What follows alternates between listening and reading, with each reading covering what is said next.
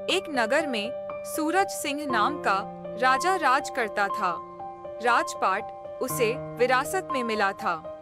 राजा दिन रात अपने ऐशो आराम में लगा रहता था, जिसके कारण उसके मंत्री उसका खजाना धीरे धीरे खाली कर रहे थे। राजा को इसके बारे में कुछ पता नहीं था। राजा के एक पिता के पुराने रसोइये पांडुरंग, जो बहुत ईमानदार थे, वे इस बात से बहुत दुखी थी कि कैसे इस नगर को बर्बाद होने से बचाया जाए। एक दिन वे अपने घर पर इसी बात पर चिंता कर रहे थे, तभी उनकी बेटी, जिसका नाम सुलक्ष्मी था, वह अपने पिता की परेशानी पूछ बैठी। पांडुरंग ने पूरी बात अपनी बेटी को बता दी। सुलक्ष्मी ने अपने पिता को एक उपाय बताया, जिसे सुनकर पांडुरंग बहुत खुश हुए।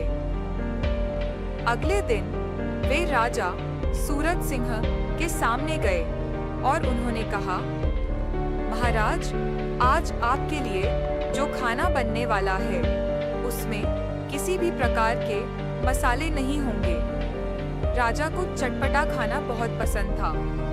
उसने कहा, पांडुरंग, आप हमारे पिता के पुराने रसोइये हो, इसलिए हम आपकी बहुत इज्जत करते हैं।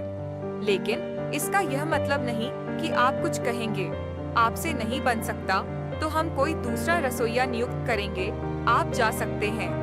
तब पांडुरंग ने कहा, ठीक है महाराज, लेकिन मैंने ऐसा क्यों कहा, इसका कारण तो जान लीजिए। कारण यह है कि आपके राज्य में कोई भी किसान मसाले की खेती नहीं कर रहा, क्योंकि फसल लगाने का खर्च ज्यादा आता है और मसाले बिकते नहीं हैं, जिसका कारण है मसालों का महंगा होना। राजा ने कहा, लेकिन ऐसा क्यों? पांडुरंग ने जवाब दिया, महाराज, हमारे राज्य में जनता को भोजन तक नहीं मिलता, तो उसमें वे मसाले कहाँ से डालेंगे? जो भी मसाले पैदा होते वे राजमहल में चले जाते हैं, या फिर आपके मंत्रियों के घर, जो कि बिना पैसे दिए मसाले ले जाते हैं। इस कारण बाजार में मसाले हैं ही नहीं, और अगर हैं भी तो बहुत महंगे हैं। राजा ने कहा, लेकिन जनता इतनी गरीब क्यों है? पांडुरंग ने जवाब दिया, महाराज, आपका आधा खजाना खाली हो चुका है। राजमहल के सभी दरबारी उसे खाली कर रहे हैं। आपका पूरा खजाना खाली होने में बहुत कम वक्त बचा है। अभी तो मसाले बंद हो रहे हैं, आगे खाना भी बंद हो जाएगा। राजा को अक्ल आ गई। उसने कहा, पांडुरंग जी, आज से आप मेरे महामंत्री और कोषाध्यक्ष रहेंगे। सभी मंत्रियों को फांसी पर लटका दीजिए।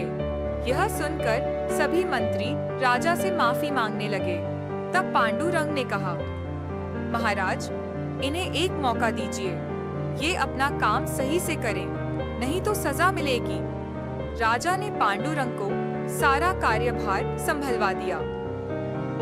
पांडुरंग ने सारी व्यवस्था ठीक करके 1 वर्ष में खजाना पहले जैसा कर दिया और जनता के हित में काम किए, जिससे जनता का विश्वास राजा के प्रति बढ़ गया।